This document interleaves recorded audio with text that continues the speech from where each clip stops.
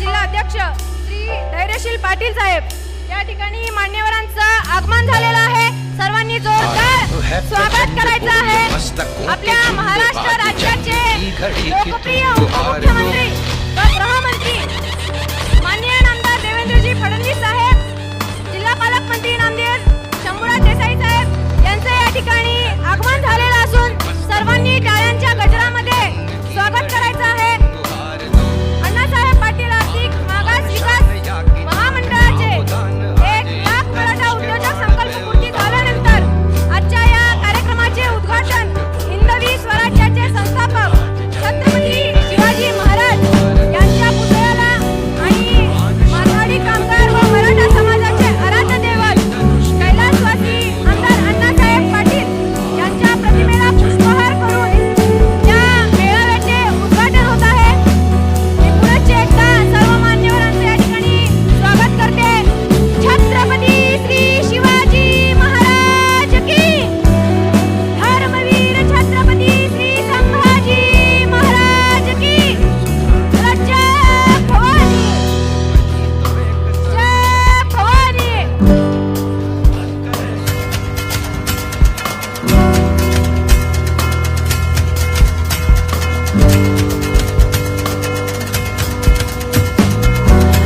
यानंतर महाराष्ट्र राज्याचे तत्कालीन गृहमंत्री लोकनेते बाळासाहेब देसाई यांच्या सामाजिक व राजकीय कार्याचा वारसा जतन करणारे महाराष्ट्र राज्याचे उत्पादन शुल्क मंत्री आणि सातारा व ठाणे जिल्हा पालकमंत्री माननीय नामदार शंभूराजे देसाई साहेब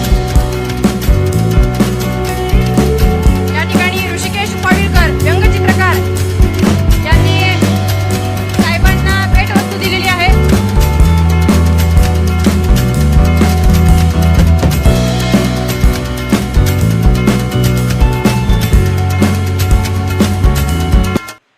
भारत माता की, जरा दोन्ही हात वरती करून वंदे छत्रपती शिवाजी महाराज की, जय भवानी, जय शिवाजी, भारत माता की। हिंदवी स्वराज्याचे संस्थापक छत्रपती शिवरायांना माजाचा मुजरा करून धर्मवीर छत्रपती संभाजीराजे यांना प्रणाम आणि वंदन करून महाराष्ट्राचे शिल्पकार स्वर्गीय यशवंतराव चव्हाण, माथाडी कामगारांचे आराध्य दैवत, ज्यांनी महाराष्ट्रामध्ये कष्टकरी करणाऱ्या कामगारांसाठी कायदा तयार केला, ते कैलासवासी आमदार अण्णासाहेब पाटील यांना प्रणाम आणि वंदन करून आज अण्णासाहेब पाटील आर्थिक मागास विकास महामंडळाचा एक यशस्वी 1 लाखाचा टप्पा तो पूर्ण करण्यात आला आणि या निमित्त ज्यांच्या नेतृत्वाखाली आज हे महामंडळाची पुनर्घटना करण्यात आली आणि या राज्याचे लोकप्रिय नेते आदरणीय उपमुख्यमंत्री देवेंद्रजी फडणवीस साहेबांच्या हस्ते आज या ठिकाणी आपल्या लाभार्थ्यांचा सन्मान होत आहे। आणि याच कार्यक्रमाला साहेबांच्या बरोबर उपस्थित आमचे जिल्ह्याचे पालकमंत्री आदरणीय शंभूराजजी देसाई साहेब, आदरणीय छत्रपती उदयनराजे भोसले साहेबांच्या पार्लिमेंटच्या कार्यक्रमामुळे त्यांना येता आलं नाही, तरी त्यांच्या शुभेच्छा या ठिकाणी आहेत। त्याचबरोबर आपले सातारा विधानसभेचे आमदार आदरणीय शिवेंद्रराजे भोसले साहेब, आमचे कृष्णा खोरे महामंडळाचे अध्यक्ष आणि आदरणीय आमदार ज्यांचा कालच वाढदिवस झाला, जे महेशजी शिंदे साहेब, त्याचबरोबर आमचे आमदार जयकुमारजी गोरे साहेब, त्याचबरोबर सातारा जिल्हा बँकेचे आमचे सरकाळे साहेब, त्याचबरोबर आमचे भारतीय जनता पक्षाचे जिल्ह्याचे अध्यक्ष धैर्यशीलजी कदम साहेब, आमचे साताऱ्याचे कलेक्टर आदरणीय जितेंद्रजी, त्याचबरोबर आमच्या सीओ नागराज मॅडम, त्याचबरोबर आमचे पोलीस एसपी समीरजी शेख, आमचे महामंडळाचे व्यवस्थापकीय संचालक अनिलजी पाटील साहेब, त्याचबरोबर व्यासपीठावर बसलेले आमचे या ठिकाणी सर्व सन्माननीय व्यासपीठ, कारण येण्याला उशीर झालेला असल्यामुळे आपला सर्वच कार्यक्रम या ठिकाणी व्यवस्थित संपन्न झाला पाहिजे। मला आनंद वाटतो की आज महाराष्ट्रामध्ये आम्ही 1 लाख मराठा उद्योजकांचा टप्पा या ठिकाणी पार केला। 31 जुलैला संध्याकाळचा हा टप्पा ज्या वेळेला आम्हाला पार पडला त्यावेळेला काही क्षण मी भाऊक त्या ठिकाणी झालो होतो. ज्या वेळेला ह्या महामंडळाची सुरुवात आम्ही केली त्यावेळेला आम्ही 5,000 करू का 10,000 करू का, कारण हे थोडंसं अशक्य वाटत होतं. कारण बँका सामान्य लोकांना कर्ज देण्याकरिता त्या ठिकाणी खूप अटीशर्ती लावत होत्या. परंतु मला आठवतं त्यावेळेला आमचे नेते त्यावेळेचे मुख्यमंत्री आदरणीय देवेंद्र फडणवीस साहेबांनी मराठा समाजाची ज्या वेळेला भूमिका समजून घेतली आणि त्यांच्या लक्षात आलं की अरे आजवरचे मराठा समाजाचे असणारे इतके मुख्यमंत्री या मराठा समाजाला न्याय देऊ शकले नाही, परंतु त्यांना संधी आली. त्याच वेळेला आमच्या मराठा बांधवांनी ज्यांनी काही निवेदनं दिली होती त्या निवेदनामध्ये अण्णासाहेब पाटील आर्थिक मागास विकास महामंडळाची पुनर्रचना केली. मंडळी ज्या वेळेला ही रचना केली त्यावेळेला काही प्रमाणामध्ये अधिकाऱ्यांच्या मनामध्ये संशय होता. मगाशी मी सांगितलं की आजही राज्यामध्ये पीक कर्जासाठी भांडणं होतात, काय काय वेळेला बँका देत नाहीत, राष्ट्रीयकृत बँका आहेत आणि अशा प्रकारे कसं यशस्वी होईल. परंतु देवेंद्र फडणवीस साहेबांच्या हे लक्षात आलं की काही महामंडळामध्ये कोट्यावधी रुपयाचा भ्रष्टाचार करणारी मंडळी नुकतीच जेलमध्ये गेली होती. ज्यांनी ज्या समाजाला न्याय दिला पाहिजे तो न्याय देण्यापेक्षा स्वतःची घरं स्वतःची त्या ठिकाणी कार्यकर्त्यांना भरण्याचा प्रयत्न केला. मग यदा कदाचित अण्णासाहेब पाटलांच्या महामंडळामध्ये असं होता कामा नये म्हणून त्यांनी त्या योजनेमध्ये बदल केला आणि बँकेमधून कर्ज जे व्यवसायाला घेतलं जाईल ते महामंडळाच्या माध्यमातून व्याज परतावना त्या ठिकाणी दिलं जाईल. ज्या वेळेला मला जबाबदारी मिळाली त्यावेळेला मलाही वाटलं होतं, कारण मी पहिलं विधान परिषदेवर काम केलं होतं अजितदादांच्यामुळे, पण साहेबांनी जबाबदारी दिल्यानंतर मलाही प्रशासनामध्ये एवढा कामाचा अनुभव नव्हता. एकदा संध्याकाळचं बोलवून टाकलं आणि सांगितलं की राजा तुला फिरावं लागेल, तुम्हाला तालुके दौरे केले पाहिजे, तुम्हाला जिल्ह्यामध्ये गेलं पाहिजे, मराठा समाजाच्या बाजूला बसून का बँका कर्ज देत नाही, कुठला व्यवसाय आहे, त्यांच्यामध्ये काही तांत्रिक अडचणी असतील तर तुम्हाला सोडवायला लागतील. साहेब मी आज तुम्हाला स्वाभिमानाने सांगतो, तुम्ही त्या दिवशी जो रात्रीचा सल्ला दिला त्या सल्ल्याला दुसऱ्या दिवसापासून मी अंमलबजावणी केली. या राज्यामध्ये 27 जिल्हे फिरण्याचा मला संधी त्या ठिकाणी मिळाली आणि मराठा समाजाबरोबर मी थेट संवाद करायला त्या ठिकाणी शिकलो. नक्कीच भारतीय जनता पक्षाचा एक मावळा म्हणून मी काम करत होतो, परंतु माझ्या कुठल्याच कलेक्टर बैठकीमध्ये कधीच गदारोळ झाला नाही, कधीच गोंधळ झाला नाही. उलट लोकांचं मला पाहण्याचा दृष्टिकोन अण्णासाहेबांचा मुलगा होता आणि मला त्यांना पाहताना हा मराठा आहे याला न्याय मिळाला पाहिजे आणि त्या न्याय मिळण्याच्या दृष्टिकोनातून मी काम केलं.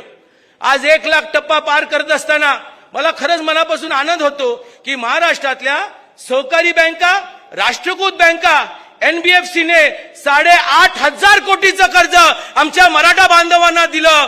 खरंच सांगतो ऐतिहासिक निर्णय झाला. या राज्याचे मुख्यमंत्री असताना देवेंद्र फडणवीस साहेबांनी, या राज्याचे मुख्यमंत्री असताना एकनाथजी शिंदे साहेबांनी या योजनेमध्ये आजपर्यंत 850 कोटीचा व्याज परताना आम्ही थेट लाभार्थ्यांना त्या ठिकाणी देऊ केलं. ही गर्वाची गोष्ट आहे. एखादी योजना आली की त्या योजनेमध्ये प्रचंड मोठ्या प्रमाणामध्ये भ्रष्टाचार होतो, पण साहेब आम्ही जातीनं लक्ष घालून एकाही लाभार्थ्याला भ्रष्टाचार महामंडळाच्या व्याज परतावण्याला 1 रुपयाला द्यावा लागत नाही. ही जमेची बाब त्या ठिकाणी आहे. काही प्रमाणामध्ये पंतप्रधान मोदी साहेबांचं आम्ही या ठिकाणी मार्गदर्शन घेतलं.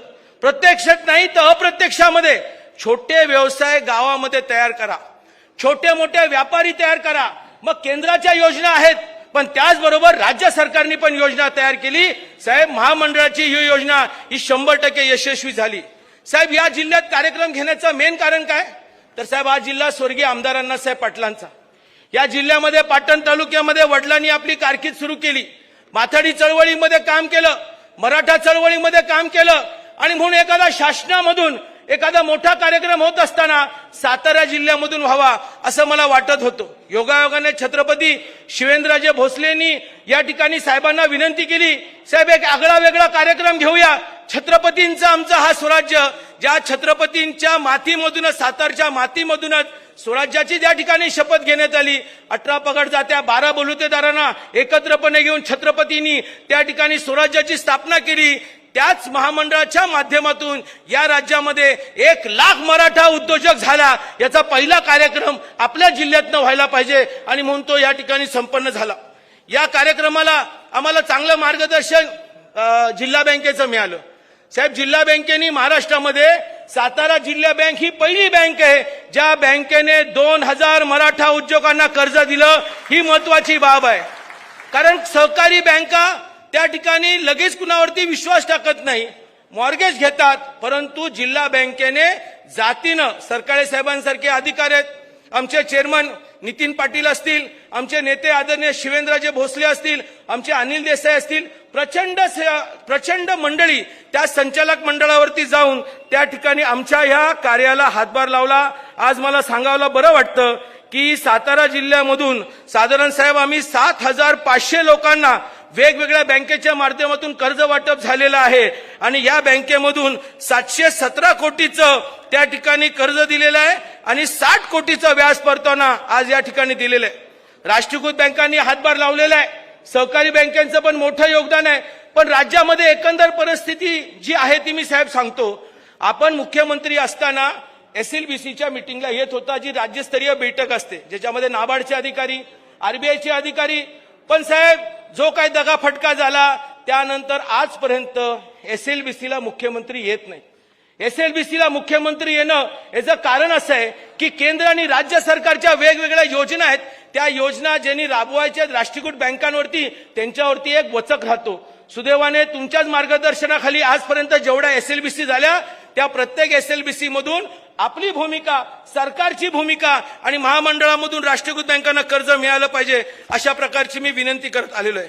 साहेब, आपल्या नेतृत्वाखाली मराठा समाजाला जे मिळालं त्याचा थोडक्यामध्ये मी या ठिकाणी उल्लेख करतो. वडिलांचं शेवटचा जो टोकाचा निर्णय झाला त्यावेळेला आम्ही होतो. रमेश होता लहान भाऊ, इथं स्टेजवरती बसलेला आहे. आम्ही डोळ्यानं पाहिलेलं आहे, आम्ही आमच्या वडिलांचं रक्त बघितलेलं आहे. पण ज्या वेळेला मी साहेबांचा नावाचा उल्लेख करून या चळवळीमध्ये काम करतो त्यावेळेला आम्हाला सोशल मीडियावरून टीका होतात. परंतु एक प्रसंग तुम्हाला मी सांगतो की साहेबांनी कधीही काम करताना याचं करू नको, त्या पक्षाचं करू नको, त्या गावात जाऊ नको, कधीच सूचना दिल्या नाही. साहेबांची प्रखरपणे भूमिका हेच असायची की नरेंद्र, मराठा समाजाला जेवढं मदत करता येईल तेवढं तुम्ही प्रामुख्याने करा, काय लागलं तर मी तुमच्या पाठीशी आहे. आज या राज्यामध्ये मराठा समाजाच्या तरुणांना सारथी संघटना तयार केली. सारथीमधून आमची मुलं MPSC मध्ये लागली, UPSC मध्ये गेली. आज 800 ते 900 मुलं या ठिकाणी कलेक्टर झाले, अधिकारी झाले. हे साहेब आपल्या दूरदृष्टीमुळे झालेलं आहे. आजपर्यंत राज्यकर्त्यांनी मराठा समाजाला फक्त वापर केलेला आहे, मग तो राष्ट्रवादी काँग्रेस असू दे किंवा काँग्रेस पक्ष असू दे. पण तुम्ही प्रत्यक्षामध्ये मराठा समाजाच्या आंदोलनाला सामोरं जात असताना त्यांना न्याय मिळवून देण्याचं काम केलं. हे जाहीरपणे मी या ठिकाणी सांगतो. अण्णासाहेबांचा मुलगा म्हणून मी या ठिकाणी सांगतो. मी काय साहेबांची तरफदारी उगीच करत नाही. त्या व्यक्तीबरोबर, त्या नेत्याबरोबर 2016 पासून मी त्या ठिकाणी जोडलेलो आहे. माथाडी कामगारांचा प्रश्न असू दे किंवा मराठा समाजाचा प्रश्न असू दे, कधी त्यांनी हात झटकता घेतला नाही. परंतु आमचे काय बांधव ज्या वेळेला त्यांच्यावरती टीका टिप्पणी करतात त्यावेळेला आम्हालाही वाईट वाटतं. साहेब, एक जिवंत उदाहरण देतो. एक जालना जिल्ह्यामध्ये लाभार्थीचा मला फोन येतो. मी सगळ्यांचा फोन अटेंड आणि व्हॉट्सअपला रिप्लाय करतो. त्याची महामंडळामध्ये काय अडचण होती, मी अडचण सोडवली आणि त्या मित्राने काय केलं, साहेबांच्या विरोधातला एक व्हिडिओ त्या ठिकाणी त्याने ब्रॉडकास्ट केला. त्यांनी मलाही ब्रॉडकास्ट केला. मलाही आश्चर्य वाटलं. मी त्याला परत फोन केला, अरे बाबा, तुझं आताच महामंडळाचं काही तांत्रिक अडचणी होत्या, ते मार्गीच लावल्या, तुम्हाला धन्यवाद दिलास. मग ज्या नेत्याच्या मार्गदर्शनाखाली मी काम करतो, ज्या नेत्यांनी या महामंडळाची पुनर्रचना केली, त्यांच्याबद्दल तू वाईट व्हिडिओ कसं काय मला पाठवला. तो थोडासा थांबला, त्यानं विचार केला. आजही मेसेज मी त्याचा तसाच मोबाईलमध्ये ठेवलाय. तो मला सॉरी बोलला. पण माझी मराठा बांधवांना एक विनंती आहे, नक्कीच तुम्ही आंदोलन केलं पाहिजे. नक्कीच या ठिकाणी मराठा समाजाला आर्थिक निकषावरती आरक्षण मिळालंच पाहिजे आणि त्याच्यामध्ये कुठल्याच प्रकारे तडजोड नको. अरे पण ज्या नेत्यांनी केलंय त्याच्याबद्दल, अरे ज्यांनी काय केलं नाही त्या काकांच्या बद्दल आपण कधी बोलत नाही. काकांनी काय केलं, काय दिवे लावले मराठा समाजाला, त्यांच्याबद्दल काहीच बोलायला तयार नाही आपण. पण ज्यांनी दिलं त्यांच्याबद्दल आपण अशा प्रकारे टीका करतात. आणि मी त्यांच्या सानिध्यात आहोत, त्यांच्या मार्गदर्शनाखाली काम करतो. कधीही नरेंद्र मराठा आहे म्हणून याला वेगळी वागणूक दिली नाही. जास्त जरी दिली नसली तरी कमी तर दिली नाही. आणि कधी मी प्रश्न मांडला मराठा समाजाचा तर त्यांनी कधी नजरअंदाज केला नाही. आज या राज्यामधले मुख्यमंत्री ज्यांनी पहिल्यांदा सभागृहामध्ये शपथ घेतली की मी राज्याचा मुख्यमंत्री असला तरी मी मराठा समाजाच्या पाठीशी खंबीरपणे उभा आहे. आदरणीय एकनाथ शिंदे साहेबांचं या महामंडळामध्ये तेवढंच योगदान आहे. त्याचबरोबर त्यांचं त्या ठिकाणी काही मराठा विषयावरती पण मोठं योगदान आहे. आज कुणबी प्रमाणपत्राची मराठवाड्यातून मागणी झाली. त्या मागणीच्या मुळे त्यांनी विशेष बाब म्हणून आदरणीय देवेंद्र फडणवीस साहेब आणि एकनाथ शिंदेनी काही कार्यक्रम लावला, करेक्ट कार्यक्रम लावला. 3.5 महिन्यामध्ये लाखोच्या संख्येने कुणबी प्रमाणपत्र त्यांनी शोधून काढले. हे सोपे होत नाही. अहो काय लोकांना 5-5 वर्ष लागतात. काय लोक या राज्यामध्ये राज्यकर्त्यांनी चॉकलेट देऊन 5-5 वर्ष काढलेले आहेत. पण 3.5-4 महिन्यामध्ये जलद गतीने तालुका स्तरावरती त्या ठिकाणी जाऊन या कुणबी प्रमाणपत्राचा शोध लावला. तुम्ही त्या पक्षाच्या असणाऱ्या लोकांच्या विरोधात टीका करणार, कसं मान्य करायचं आपण? त्यानंतर 10% मराठा आरक्षण देण्याचा निर्णय सभागृहामध्ये या दोघांनी त्या ठिकाणी घेतला, एकनाथ शिंदे आणि देवेंद्र फडणवीस साहेबांनी. त्यांच्या विरोधामध्ये आपण या ठिकाणी टीका करणार कसं काय? अहो सरकार म्हटलं तर देवेंद्र फडणवीस साहेब आहेत, एकनाथजी शिंदे साहेब आहेत, त्या ठिकाणी अजितदादा पवार आहेत. मग आपण ज्या वेळेला टीका करतो याच्यामध्ये कुठंतरी कावीळ झाल्यासारखी मला वाटते. आणि म्हणून माझी आपल्या सर्वांना विनंती आहे, या सगळ्या चळवळीमध्ये मराठा समाजाला फार मोठं काम करण्याचं काम आदरणीय फडणवीस साहेबांनी केलं. साहेब, आम्हाला खूप अपेक्षा होती, थोडा आम्हाला जास्त वेळ मिळाला पाहिजे, परंतु आम्हाला जरी वेळ नसला तरी आपली उपस्थिती ही आमच्यासाठी खूप मोठी प्रेरणादायक आहे. एक शाबासकीचं हात आमच्या पाठीशी आहे आणि शेवटच्या क्षणापर्यंत या मराठा समाजाची एकनिष्ठ राहून आपण आणि आम्ही सगळेजण मिळून काम करू. पण कुणीही साहेबांच्या वरती भ्रश शब्द काढताना या सगळ्या गोष्टीचा पहिला विचार केला पाहिजे. आपण कधीतरी आपण त्या ठिकाणी विचार करून पाहिलं पाहिजे की खरंच ज्यांनी आरक्षण दिलं त्यांच्याबद्दल आपण असे का उद्गार काढा. हो, काहीतरी झालंय.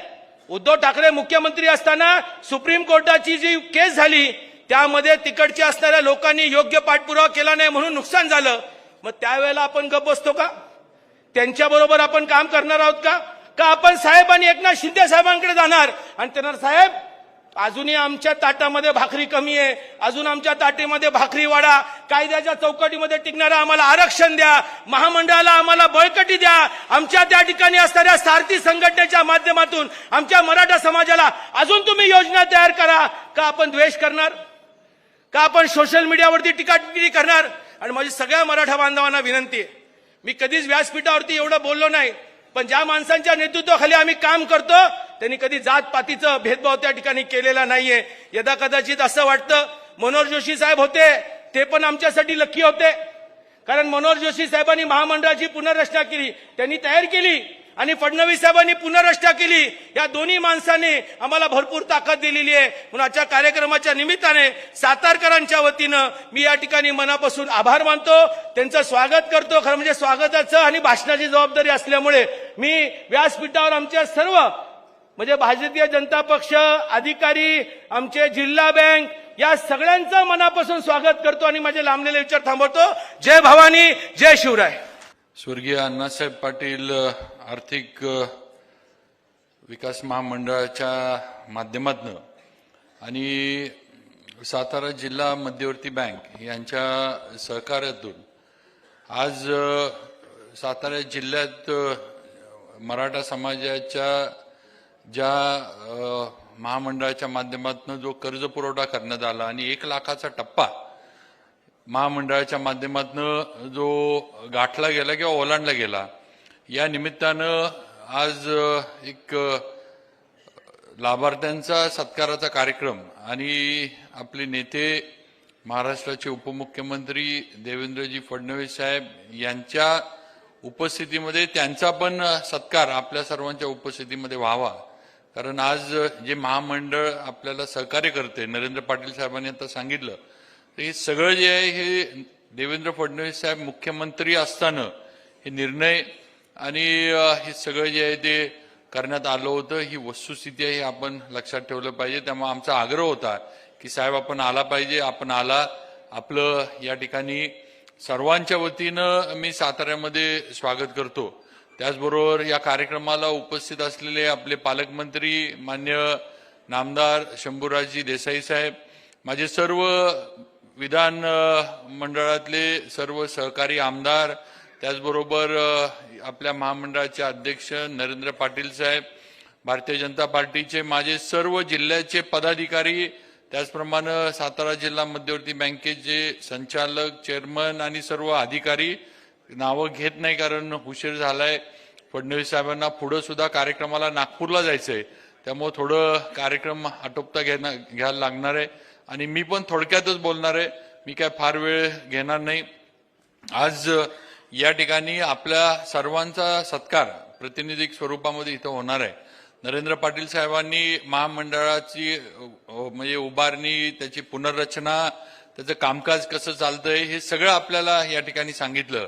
त्याचबरोबर जिल्हा बँकेनं महत्वपूर्ण या सातारा जिल्ह्यामध्ये जे काम केलं, महामंडळाच्या माध्यमातून जो कर्ज पुरवठा जिल्हा बँकेने केला, मला वाटतंय मी जर नरेंद्र पाटील साहेब चुकत नसलो तर साहेब महाराष्ट्रामध्ये सगळ्यात जास्त कर्ज पुरवठा जिल्हा बँकेने केला. म्हणजे सगळ्यात जास्त लाभार्थी हे अण्णासाहेब पाटील महामंडळाचे सगळ्यात जास्त लाभार्थी जे आहेत हे सातारा जिल्हा मध्यवर्ती बँकेनं केलेल्या फायनान्सनं आज हे महाराष्ट्रामध्ये 1 नंबर आपल्या जिल्हा बँकेचा या कामामध्ये सुद्धा आहे.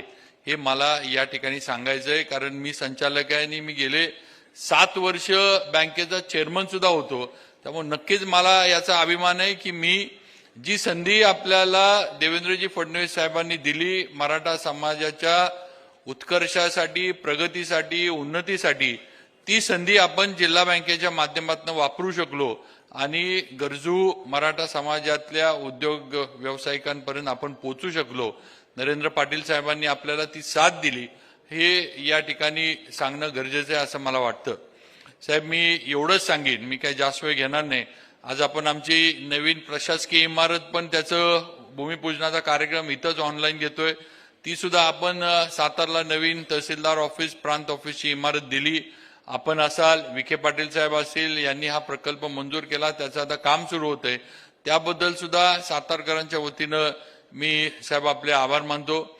साहेब माझी एकच विनंती आपल्याला अजून आहे, मागं सुद्धा अधिवेशनामध्ये आपल्याला मी ती केली होती. आपण असाल, मुख्यमंत्री असाल, आपण ती इथंच मला वाटतं कार्यक्रम आपला झाला होता, त्या ठिकाणी आपण केलं होतं की जसं आपण कोल्हापूरला साहेब सारथीच्या माध्यमातून मराठा समाजाच्या मुलांसाठी हॉस्टेल देत आहे, आमचं म्हणणं आहे की आमचे सातारा पण तसं बघितलं तर साहेब सातारा ही मराठ्यांची थोरली गादी आहे आणि सातारा ही राजधानी म्हणून मराठ्यांची ओळखली जाते.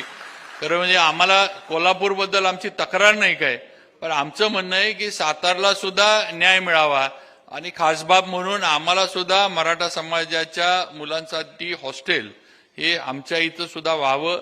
पालकमंत्री, कलेक्टर साहेब हे आपल्याला लगेच जागा उपलब्ध करून देतील. एकदा आपण खाली सूचना केल्या की फक्त हे काम जे आहे आमच्या मराठा समाजाच्या मुलांसाठी साताऱ्यामध्ये व्हावं.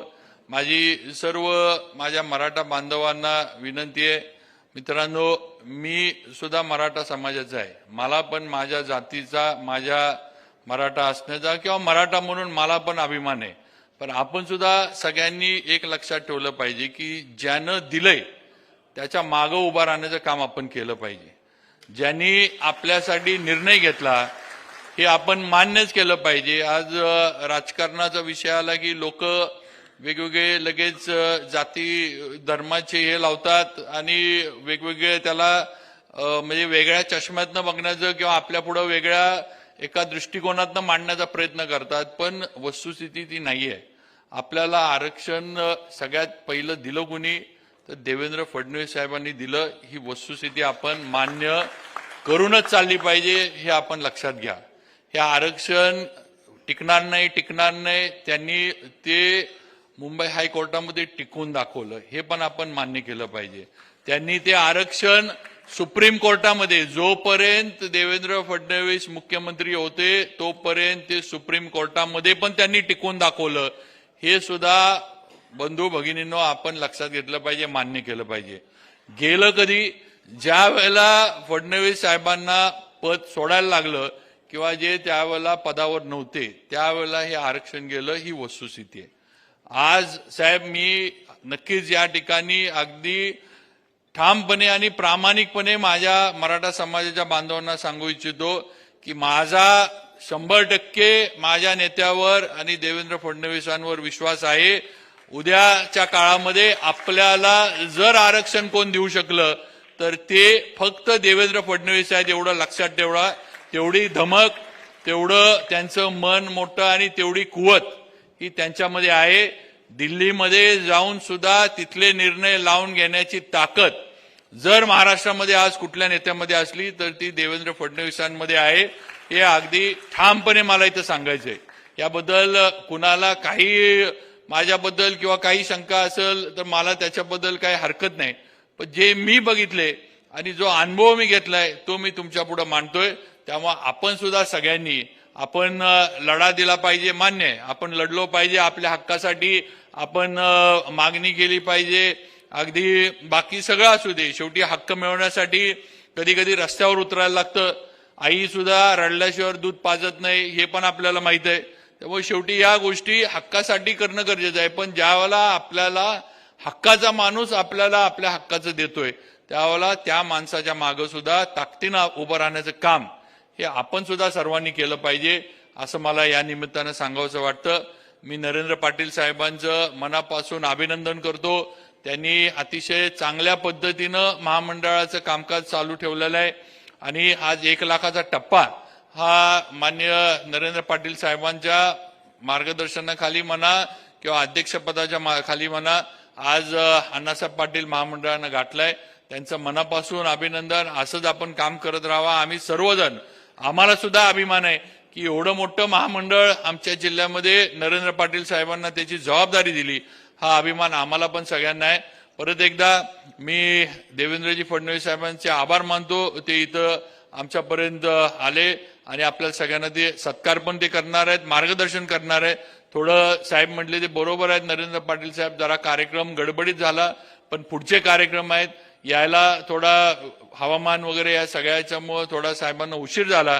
त्यामुळं थोडी कार्यक्रमात गडबडी झाली असली तर दिलगिरी व्यक्त करतो आणि माझे 2 शब्द थांबवतो. जय हिंद. शिवाजी महाराज की, धर्मवीर छत्रपती संभाजी महाराज की जय भवानी, जय भवानी.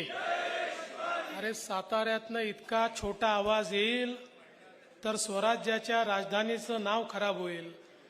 जय भवानी, जय जय जय जय जय भवानी, जय जय जय जय जय शिवाजी.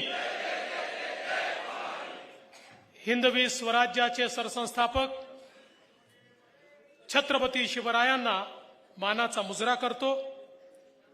भारतीय राज्यघटनेचे शिल्पकार भारतरत्न डॉक्टर बाबासाहेब आंबेडकर यांना मानवंदना अर्पित करतो. मराठा समाजाकरता संघर्ष करत सर्वात पहिल्यांदा ज्यांनी आपलं बलिदान दिलं ते स्वर्गीय अण्णासाहेब पाटील यांच्याही चरणी नतमस्तक होतो. आणि आज ज्यावेळी स्वर्गीय अण्णासाहेब पाटील मागास आर्थिक विकास महामंडळाच्या माध्यमातून 1 लाख उद्योजकांचा टप्पा पार पडला, त्यानिमित्ताने आयोजित या कार्यक्रमामध्ये मंचावर उपस्थित असलेले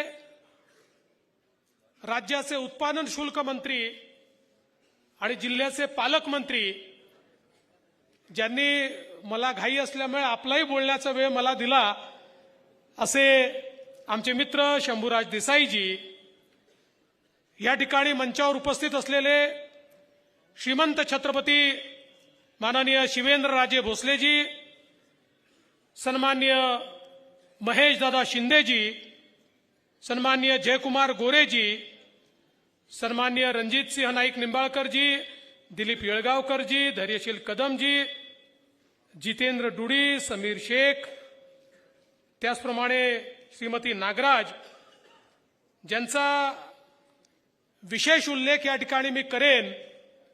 हा 1 लाखाचा टप्पा पार पडला तो केवळ एका व्यक्तीमुळे आणि त्या व्यक्तीचं नाव आहे नरेंद्र अण्णासाहेब पाटील. सौ प्राचीताई, या ठिकाणी मंचावर उपस्थित श्री अनिल पाटील, राजेंद्र सरकाळे, राजेंद्र भिलार, रमेश पाटील, सर्वच मंचावरील मान्यवर या ठिकाणी या महामंडळाचे लाभार्थी असलेले आमचे भगिनी आणि बंधू आणि मोठ्या संख्येने उपस्थित असलेल्या माझ्या माता भगिनी आणि बंधूंनो, स्वराज्याच्या राजधानीमध्ये छत्रपती शिवरायांचा आशीर्वाद घेऊन आज हा एक अत्यंत महत्वपूर्ण कार्यक्रम आपण पार पाडतोय. 1,00,000 मराठा उद्योजक या ठिकाणी तयार करण्याचं काम हे स्वर्गीय अण्णासाहेब पाटील आर्थिक मागास महामंडळाच्या माध्यमातून या ठिकाणी झालं आणि त्यातल्याच काही निवडक अशा लाभार्थ्यांचा सत्कार देखील आपण या ठिकाणी केला. ही भूमी स्वराज्याची भूमी आहे, छत्रपती शिवरायांची भूमी आहे.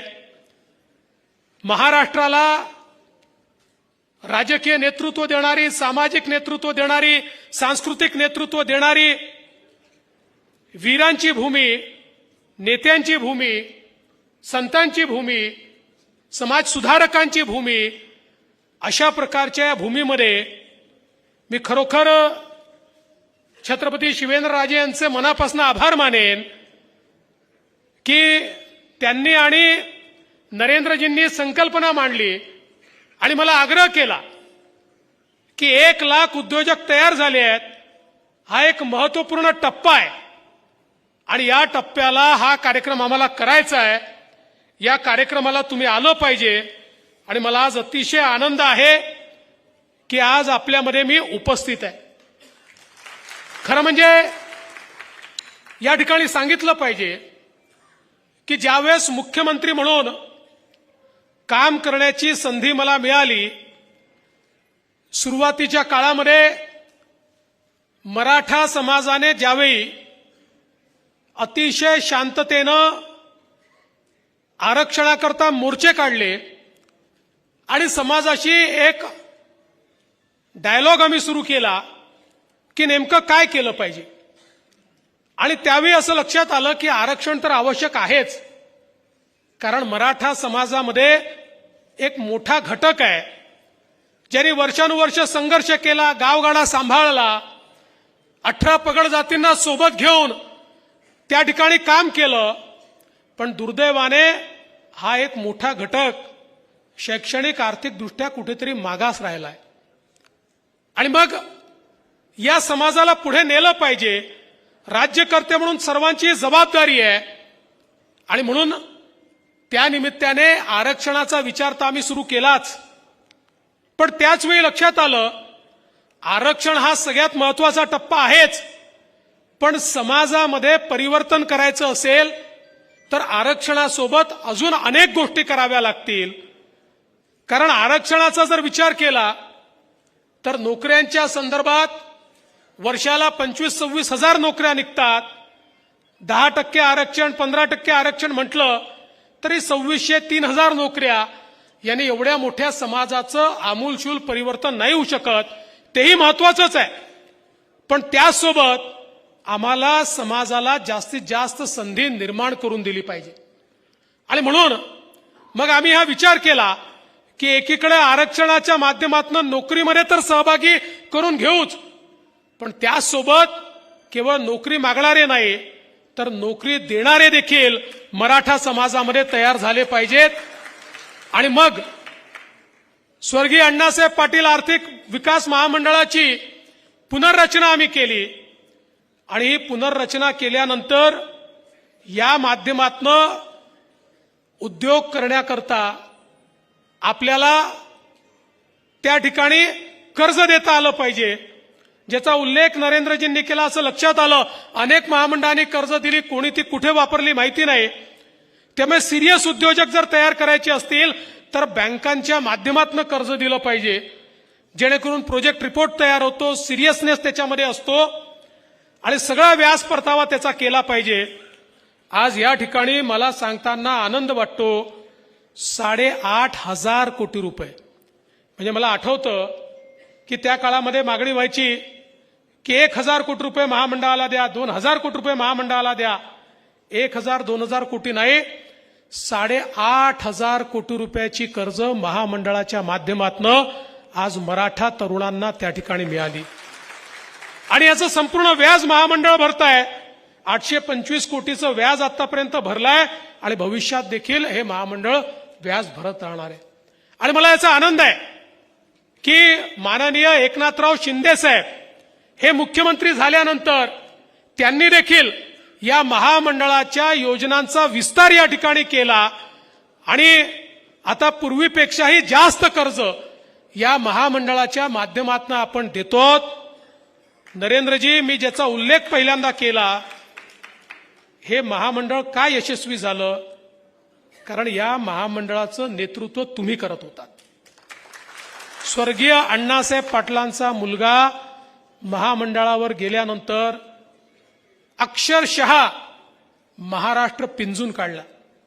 एकेका शहरामध्ये, गावामध्ये त्या ठिकाणी जाऊन महामंडळाच्या मोठ्या प्रमाणात बैठका घेऊन, बँकांची बैठका घेऊन आणि जवळपास 2-2.5 वर्ष मी स्वतः मुख्यमंत्री म्हणून प्रत्येक जिल्ह्यात गेल्यानंतर त्या ठिकाणी माझ्या आढाव्यामध्ये स्वर्गीय अण्णासाहेब पाटील महामंडळाचे किती लाभार्थी झाले सगळ्या बँकांना बोलवायचो. नरेंद्रजी असायचे आणि बँकांना विचारायचो तुम्ही टार्गेट का कंप्लीट केलं नाही.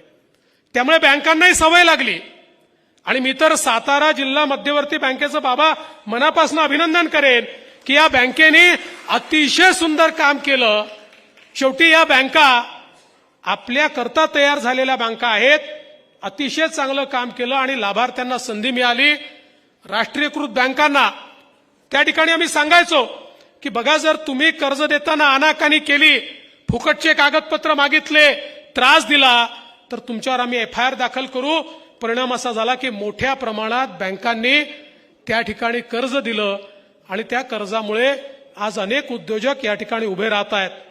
पण नरेंद्रजी, 1 लाखाचा टप्पा हा तर महत्वाचा आहेच, पण आमची अपेक्षा आहे की तुमच्या नेतृत्वामध्ये येत्या काळामध्ये 5 लाख तरुणांना या ठिकाणी कर्ज मिळालं पाहिजे आणि या 5 लाख तरुणांनी अजून 25 लाख उद्योजक उभे केले पाहिजेत की ज्यातनं खऱ्या अर्थानं माझा मराठा समाज जो आहे, ज्यांनी इतके वर्ष संघर्ष केला, स्वराज्याची लढाई लढली, पण काळा ओघामध्ये ज्याच्यावर अनेक संकट आली, त्या संकटातनं समाज आपला बाहेर निघू शकेल.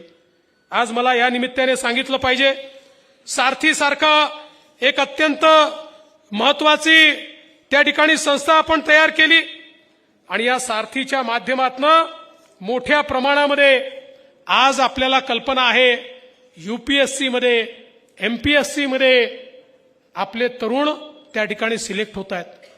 मला अतिशय आनंद आहे.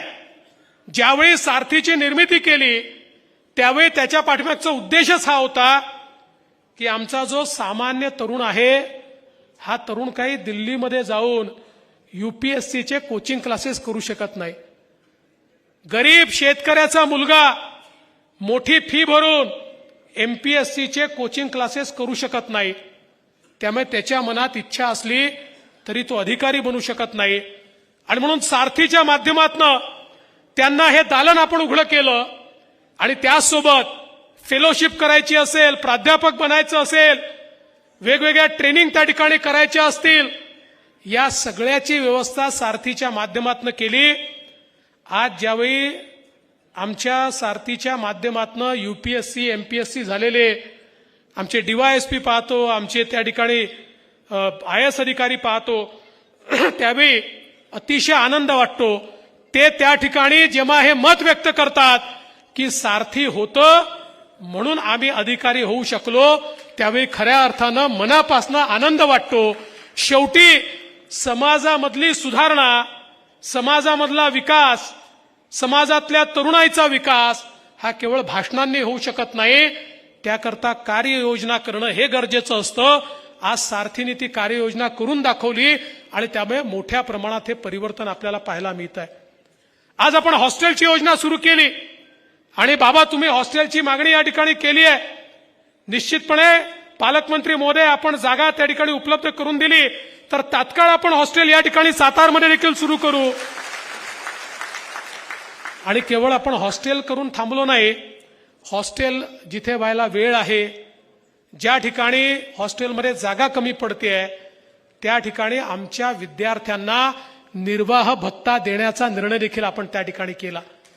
आपल्या लक्षात आलं, साधारणपणे अनेक मराठा तरुण तरुणी त्यावेळेस आम्हाला भेटायचे. ते म्हणायचे, अहो बघा त्या ठिकाणी SC ST ला सवलत आहे, ओबीसीला सवलत आहे. आम्ही काय घोडं मारलं, आम्हाला कुठली सवलतच त्या ठिकाणी मिळत नाही. आम्ही मोठ्या मोठ्या कॉलेजेसमध्ये शिकायचं कसं, आमचे आईबाप आमची फी भरू शकत नाही. त्यामुळे जशी ओबीसीला अर्धी फी राज्य सरकार त्या ठिकाणी भरतं तशी आमच्याकरता देखील भरली गेली पाहिजे. आपण तात्काळ निर्णय केला आणि 507 कोर्सेसमध्ये प्रायव्हेट कॉलेजमध्ये आमच्या मराठा तरुण तरुणीची फी भरण्याचा निर्णय हा राज्य सरकारच्या वतीनं आपण केला. 1600 कोटी रुपये वर्षाला त्याला द्यायला सुरुवात झाली. आणि आता तर मला या गोष्टीचा आनंद आहे, माननीय शिंदे साहेबांच्या नेतृत्वात आमच्या सरकारने मुलींकरता तर मोफत शिक्षणाचा निर्णय घेऊन टाकला. आता या 507 कोर्सेसमध्ये 1 रुपयाची फी देखील आमच्या मुलींना या ठिकाणी भरावी लागणार नाही. शिक्षणाचा प्रश्न हा सोडवण्याचा आपण प्रयत्न केला, हॉस्टेलचा प्रश्न सोडवण्याचा प्रयत्न केला आणि या माध्यमातनं आमच्या तरुणाईचा सर्वांगीण विकास झाला पाहिजे अशा प्रकारचा आपला प्रयत्न आहे. आणि म्हणून मी आपल्याला या निमित्ताने एवढंच सांगू इच्छितो, प्रामाणिकपणे जर आपण काम केलं तर एक मोठं परिवर्तन आपल्याला घडवता येऊ शकतं. मगाशी बाबा म्हणत होते, नरेंद्रजी पण म्हणाले, अनेक राजकीय पक्षाचे लोक मला टार्गेट करतात, माझ्यावर उलटसुलट बोलतात. मी कधी त्याच्यावर प्रतिक्रिया देत नाही. का प्रतिक्रिया देत नाही? इतिहास शिव्यांना लक्षात ठेवत नाही, इतिहास हा कर्तृत्वाला लक्षात ठेवतो. जोपर्यंत स्वर्गीय अण्णासाहेब पाटील आर्थिक विकास महामंडळ आहे, जोपर्यंत सारथी आहे, जोपर्यंत या सगळ्या योजना आहेत, या सगळ्या योजनांचा ज्यावेळेस मूल्यमापन होईल त्यावेळी या योजना सुरू करणारा देवेंद्र फडणवीस होता हे म्हणावं लागेल. या योजनांना समृद्ध करणारे एकनाथराव शिंदे होते हे म्हणावं लागेल. त्यामुळे इतिहास शिव्याशापांना कधीच लक्षात ठेवत नाही, इतिहास कर्तृत्वाला नेहमी लक्षात ठेवतो. आणि आमचा प्रयत्न आहे की कुठल्याही परिस्थितीमध्ये मराठा समाजाला त्या ठिकाणी न्याय मिळाला पाहिजे. आणि म्हणूनच आमच्या सरकारने 10% आरक्षण मराठा समाजाला दिलं. आम्ही ते टिकवून ठेवलंय, पुढेही आम्ही ते टिकवून ठेवणार आहोत. मराठा समाजाला या ठिकाणी नोकऱ्यांमध्ये संधी मिळायला सुरुवात झाली. आता आपण 17,000 पोलिसांची भरती केली. आपण त्याच्यामध्ये पाहू शकता 10%पेक्षा जास्त मराठा तरुणांना पोलीसमध्ये त्या ठिकाणी आता जागा मिळालेली आहे. आणि जवळपास 1 लाखाची भरती आपण या ठिकाणी आपली प्रोसेसमध्ये आहे, काही झाली आहे. या प्रत्येक ठिकाणी आपल्या 10% आरक्षणामुळे मराठा समाजाच्या तरुणांना नोकरीमध्ये संधी मिळते. आता हे आरक्षण कसं असावं, मतमतांतर असू शकतात, पण आम्ही सगळ्यांचं म्हणणं ऐकून घेतलं. मग त्या ठिकाणी शिंदे समितीची निर्मिती केली आणि शिंदे समितीच्या माध्यमातून नोंदी शोधून काढल्या. पण आमच्या मुख्यमंत्र्यांचं एक म्हणणं निश्चित आहे आणि ते योग्यही आहे की आपल्याला सगळ्या समाजांना सोबत घेऊन चालायचं आहे. मराठा समाज असा आहे की ज्या समाजाने सर्व 18 पगड जातींना सोबत घेऊनच कामकाज केलेलं आहे, 18 पगड जातींना त्या ठिकाणी नेतृत्व दिलेलं आहे. त्यामुळे सगळ्यांना सोबत घेऊन पण त्याच वेळी मराठा समाजाची अस्मिता, मराठा तरुणांचे हक्क, त्यांचे अधिकार त्यांच्यापर्यंत गेलेच पाहिजे, ही भूमिका आमची देखील आहे. त्यामुळे सगळ्या प्रकारच्या प्रश्नांवर चर्चेतनं मार्ग काढून आपल्याला समाजाचं जास्तीत जास्त भलं करता येईल. आणि हे भलं करत असताना कुठले तरी चुकीचे निर्णय घेऊन आपण पळून जायचं असं न करता योग्य कायद्याच्या चौकटीतले निर्णय आपल्याला कसे घेता येतील हा आमचा सातत्याने प्रयत्न राहिलेला आहे. आणि म्हणून आजच्या या निमित्ताने या सगळ्या तरुणांना, ज्यांनी 1 लाख तरुणांनी ज्यांनी स्वतःच्या पायावर उभं राहून या ठिकाणी इतरही तरुणांकरता एक मार्ग प्रशस्त केला आहे. त्यांनाही मी विनंती करणार आहे की तुम्ही आता प्रयत्न करा. तुम्हाला याची कल्पना आहे की कशा प्रकारे हे कर्ज मिळतं, कशा प्रकारे व्यवसाय सुरू होतो. तुमच्यापैकी प्रत्येकाने 5-5 तरुणांना जरी प्रेरित केलं तरी देखील या ठिकाणी एक मोठा उद्योजकांचा संच आपल्या मराठा समाजाचा उभा राहील आणि त्याकरता आपण सगळ्यांनी प्रयत्न करावा ही आपल्याला विनंती करतो. आणि यासोबत आजच्या या कार्यक्रमामध्ये आपण मला निमंत्रित केलं त्याबद्दल आभार मानत असताना आपण माझा सत्कार केला, पण हा खरा सत्कार केला पाहिजे तो नरेंद्र अण्णासाहेब पाटील यांचा केला पाहिजे. आणि म्हणून मी जाता जाता त्यांचा सत्कार करतो आणि माझं बोलणं संपवतो. धन्यवाद. जय हिंद, जय महाराष्ट्र, जय शिवराय.